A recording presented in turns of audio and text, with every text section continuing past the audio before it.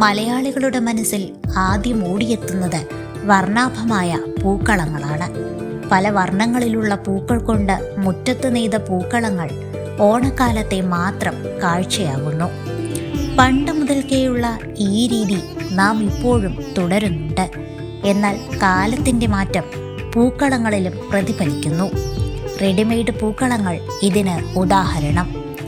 എല്ലാ ഓണനാളുകളിലും മുടങ്ങാതെ ഏവരും മുറ്റത്ത് പൂവിടുമെങ്കിലും ഇതിനു പിന്നിലെ ഐതിഹ്യം ആർക്കും അറിയില്ല എന്നതാണ് വാസ്തവം.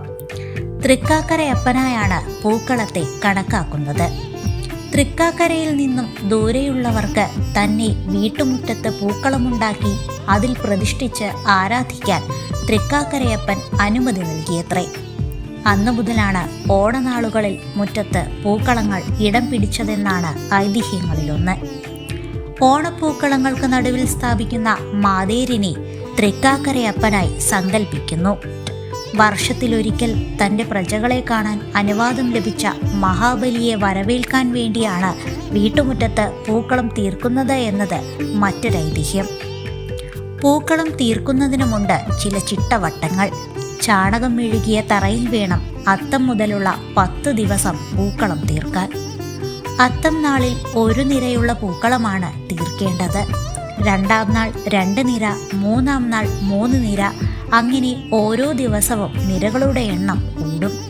തിരുവോണ നാളിൽ 10 തരം പൂക്കൾ കൊണ്ട് 10 നിരകളിലുള്ള പൂക്കളം തീർക്കണം. ഉത്രാടത്തിനാണ് ഏറ്റവും വലിയ പൂക്കളം ഒരുക്കേണ്ടത്.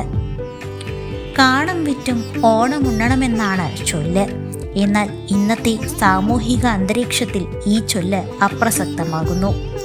കാലം പലവിധ മാറ്റങ്ങൾക്ക് വിധേയമായെങ്കിലും ഇന്നും മലയാളികൾ ഒരേ മനസ്സോടെ ജാതിമത ഭേദമില്ലാതെ ഓണം ആഘോഷിക്കുന്നു.